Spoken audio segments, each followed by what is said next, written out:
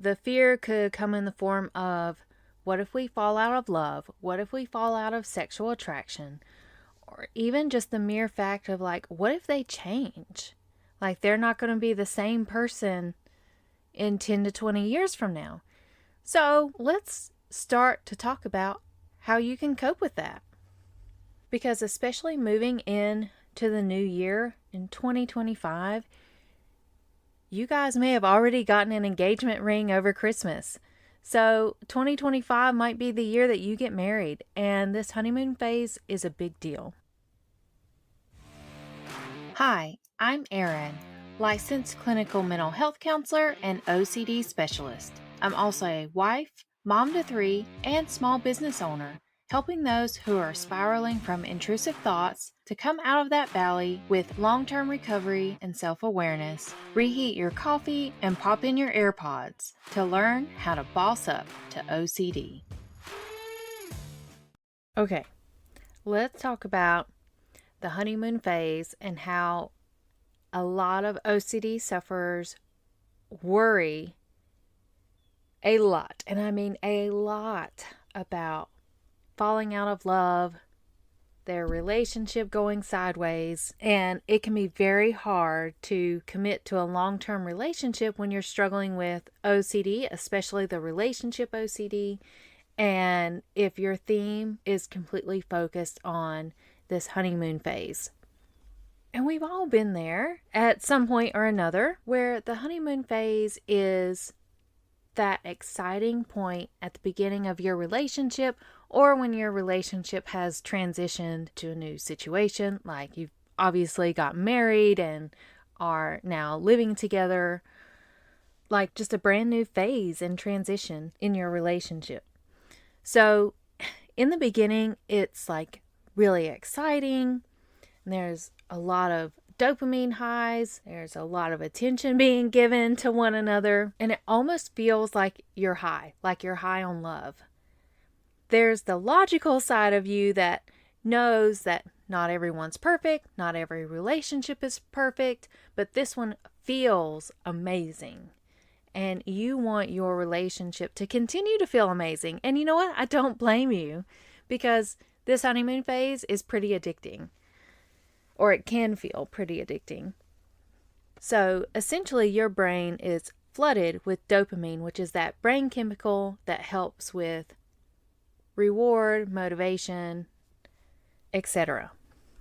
Now, as it happens with just about everything, our brain adjusts and adapts, and we can't stay in that heightened state of the honeymoon phase for forever. We won't yet, OCD sufferers, or maybe you haven't even been diagnosed with OCD, but you found yourself really desiring to want to stay in this honeymoon phase. Like you feel like something is wrong in your relationship if you're not feeling on top of the world every single day together. And so the fear could come in the form of, what if we fall out of love? What if we fall out of sexual attraction?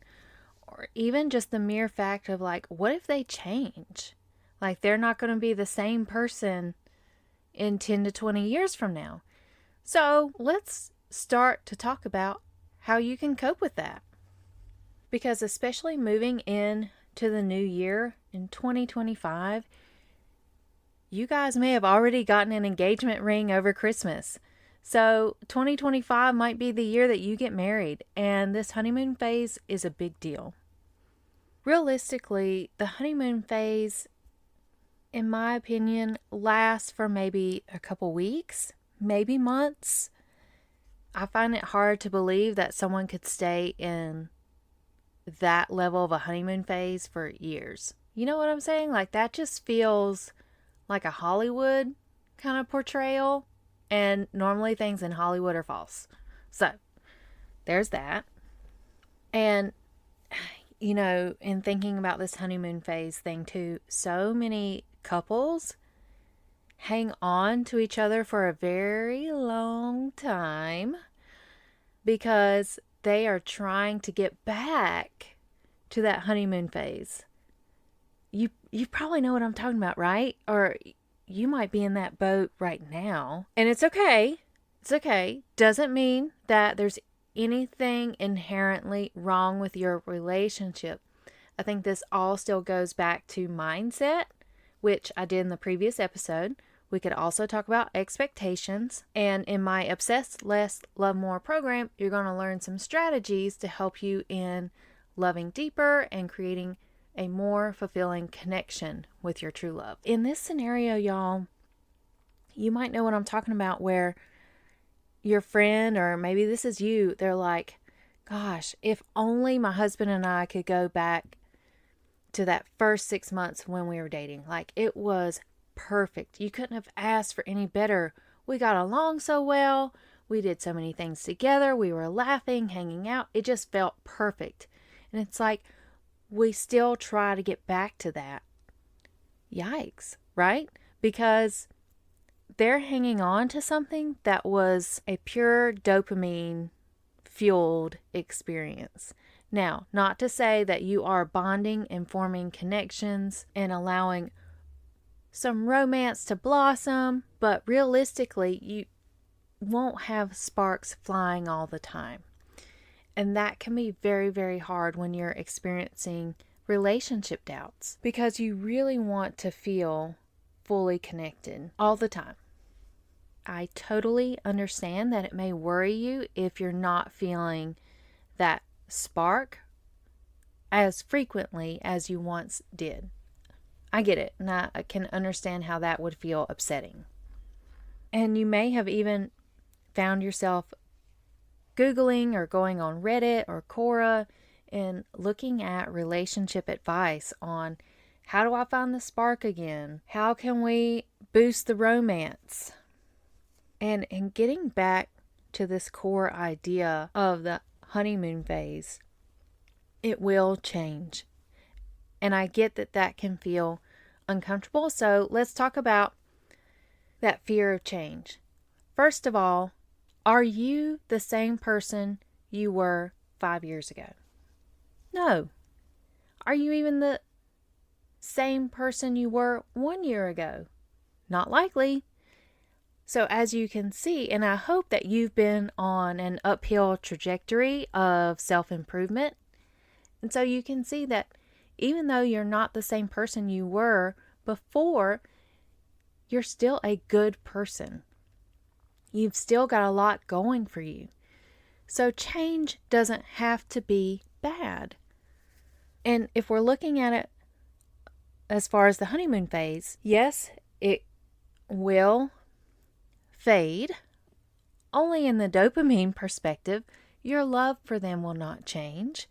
And more likely than not, you guys are going to do things to build your connection and to help you feel closer. But let's talk about what's within your control. First of all, it's going to come back to that mindset piece. Even if the honeymoon phase fades, that doesn't mean something's wrong. So you can shift your focus into growth, thinking like, how can I be a better partner to my spouse? How can we grow together? Because especially in being two people, there's a lot of factors and opportunity there for you guys to grow. And so that change and growth can be a very good thing. And if anything, that could lead us into point number 2, which is like curiosity. Like, yes, it's unknown, but aren't you curious to see what the future may hold? Again, it's a mindset shift, because on the one hand, when you're worried, that means you're fearful about the future. But if you're curious, you're excited about the possibilities. Isn't that interesting? Just that shift. It's almost like a lighthouse. Like you're just shifting from looking at one island and turning to looking at another island. I don't know. It just feels so beautiful when you think about, yes, the future is unknown, but if we look at it through this lens of curiosity, how fun and exciting and invigorating that can feel. And my advice to any couple that is struggling with connection is to have a hobby together. And that hobby can change as your relationship evolves. Because when my husband and I were first married, he's prior military, so we did a lot of exploring and traveling depending upon where we were stationed. And it was just a beautiful experience because it was only the two of us, and going out into these new places, it was just a lot of fun to talk about. But then 3 kids later, our hobby is coaching a ball team together. And what happens in these hobbies, no matter what it is, essentially the nuts and bolts of it is that you are spending time together, number one. But number 2, you have a common goal together. And then number 3, you have things to talk about that are positive. So often, especially if you have the relationship doubts, you can get stuck in that cycle of asking questions or getting reassurance or avoiding and doing all these things that leads to disconnection. And strategy number 3 on how to handle falling out of the honeymoon phase, I want you to remember, just because you fall out of the honeymoon phase doesn't mean you fall out of love. And as I was saying in the beginning of the episode, love is a positive action towards someone else. It's not just a feeling, it is an action. So I encourage you to keep showing up for you and for your partner. Don't give up on you. Don't give up on your relationship. And don't give up on your partner. I promise you, you won't regret it. Now, if you're in a toxic relationship, I feel like I have to caveat so many things because I understand that there can be exceptions, okay? But in general, you will not regret investing in yourself, investing in your partner, and investing in your relationship. Don't give up. Don't get sidetracked. And when you keep showing up for you and your partner, you are doing small acts of love and small acts of kindness day in and day out, because those small steps build momentum over time. Relationships thrive on small, consistent actions. And by staying consistent, you are demonstrating stability and security within your relationship. So even when times feel tough and you don't feel like showing an act of love to your partner, I encourage you to do it anyway. Now, this is not ignoring stuff or, being codependent, none of that. I'm talking about just genuine acts of love towards someone else, even if you've had a rough day. Try your best to step out of your own stuff and focus on the other's needs. Try to humble yourself, right? Put the needs of others before your own. And easier said than done, I know. But these small things of even asking, how was your day today, can make a big difference for your partner. And ultimately for you, because if you both are reciprocating in this, you're both helping build each other up and continuing to connect. When we look at the bigger picture here, is it that you are thinking that a honeymoon phase is what a strong relationship looks like? If we're being real, a strong relationship isn't one that necessarily stays 100% in the honeymoon phase all the time.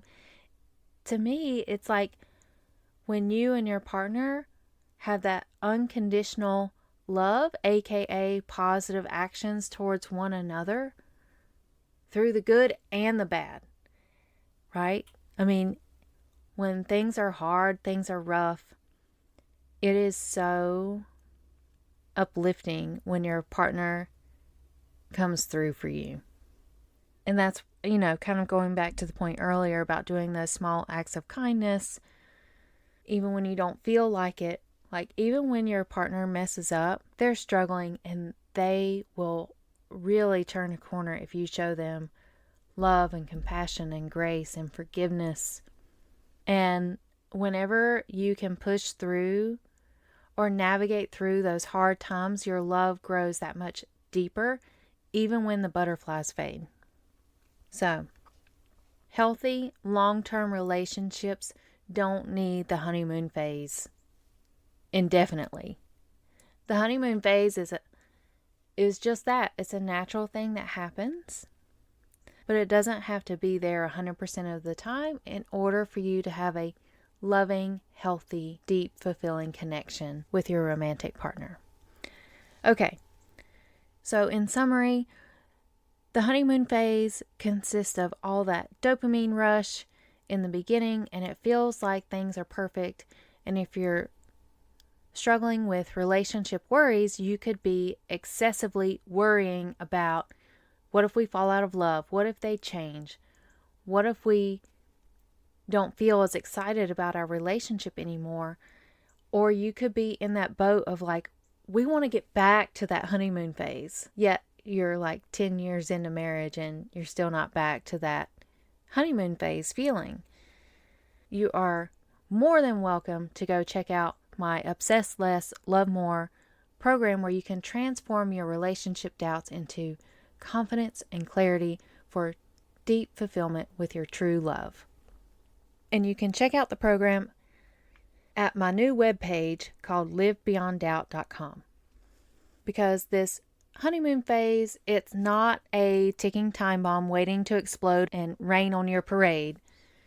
No, there are opportunities and strategies for you to shift into a more mature relationship or deeper connection.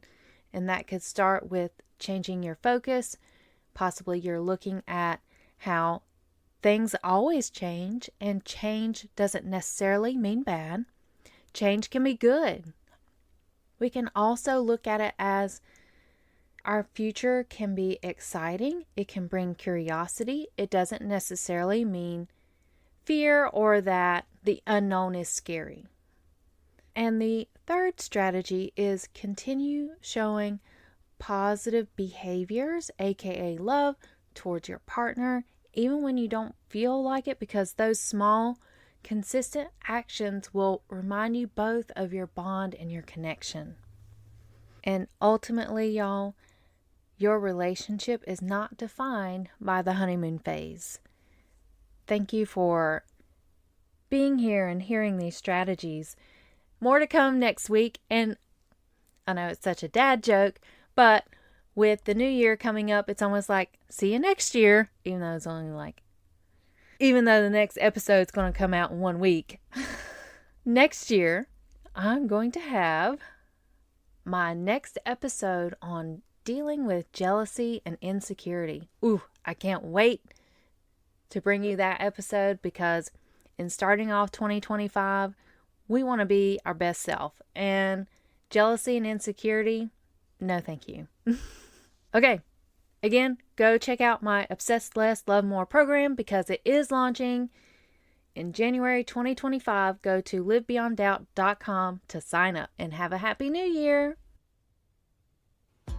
Thank you for listening to another episode of Bossing Up, Overcoming OCD. This information is intended to be helpful and not a substitute for professional counseling. If you're struggling with any mental health challenges, I encourage you to seek help from a qualified therapist or healthcare professional. If you enjoyed today's episode, please take a moment to rate and review the show. Your feedback helps us reach more listeners, and don't forget to check out the affiliate links in the show notes for hand-picked recommendations that can brighten your day. Your support through these links helps keep the show running and provide valuable content. You're not alone in your journey. Stay strong, stay resilient, and keep bossing up. See you next time.